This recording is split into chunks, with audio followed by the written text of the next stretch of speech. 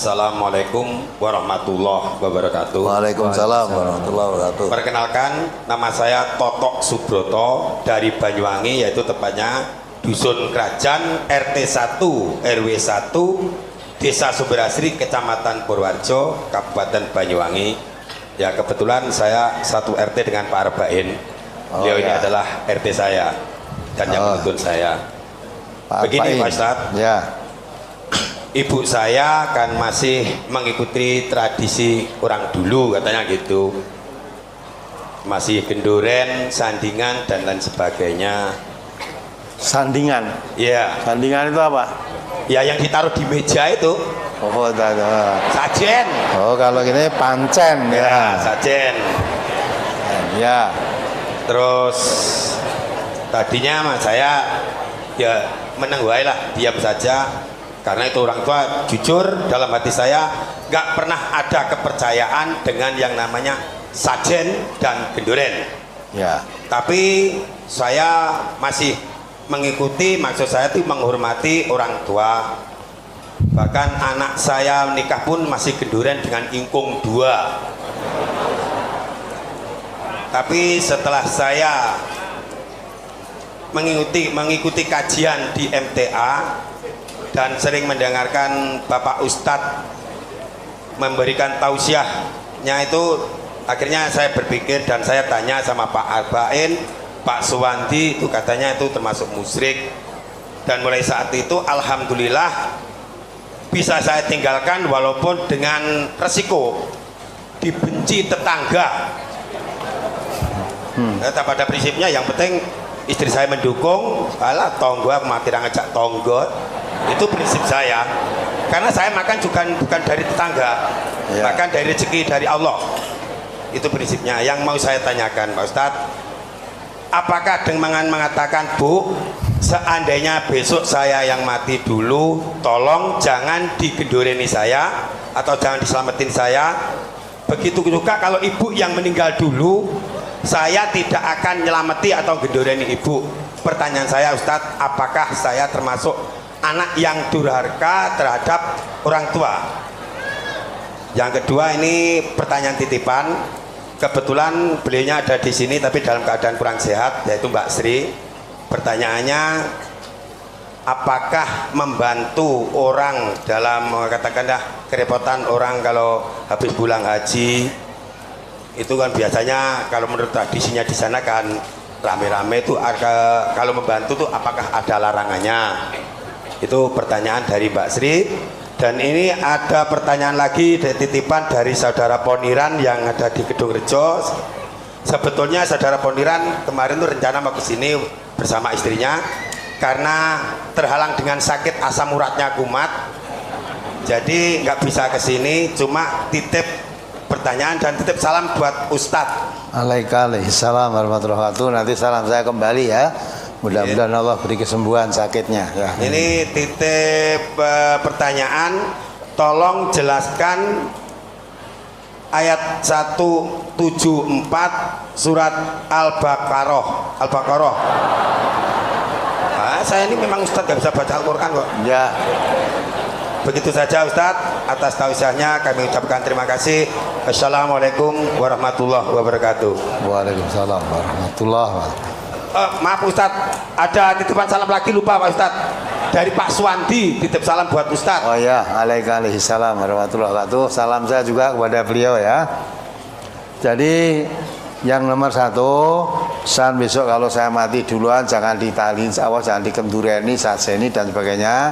Kalau ibu meninggal dahulu, tidak akan saya sajeni, kendureni. Saya rasa tidak perlu pesan begitu, ya.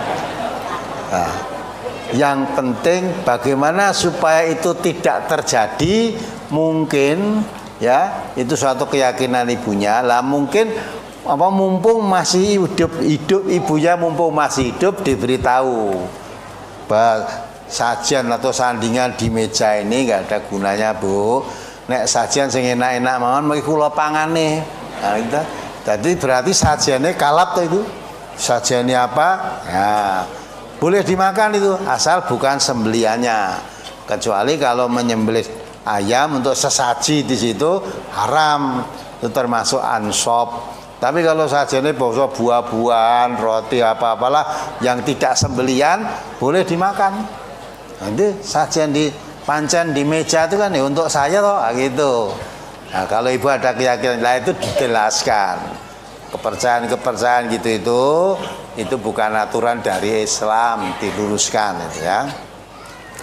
Nggak usah dia, karena nanti kalau ibunya belum ada pengertian bahwa wong mati tidak ditahlili, tidak dikendureni, padha karo glundung ketok kayak kucing gitu ya.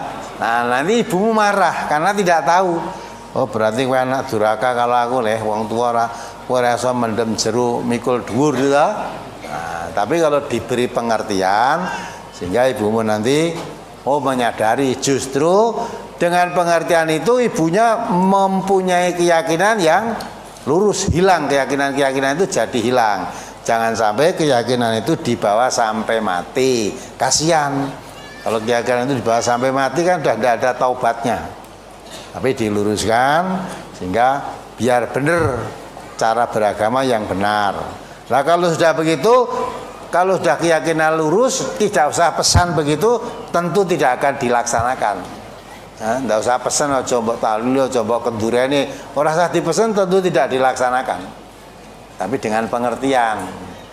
Maka yang penting sekarang di dakwah itu dimengertikan, diajak mengerti lah. Membantu orang yang pulang haji, pulang haji biasanya ada tetangga-tetangga do tilik terus masak-masak nggo nyuguh sing do mara tamu itu rewang itu boleh apa tidak? Boleh. Ya, boleh. Wong pulang haji, tilik haji wong dulur 40 hari, wis piye kabare? Nah, dikabarke kesehatannya, ceritane piye, lah boleh aja. Nah ini orang datang disuguh boleh saja wong suguh lah. Lah disuguh ini kadang sing mulai haji itu lagi teko kan dia tidak mungkin direwangi tetanggane untuk masak-masak tadi. Ya, gue nyuguh tonggo-tonggo sing do nilai hajine tadi boleh, itu tidak apa-apa. Membantu boleh itu.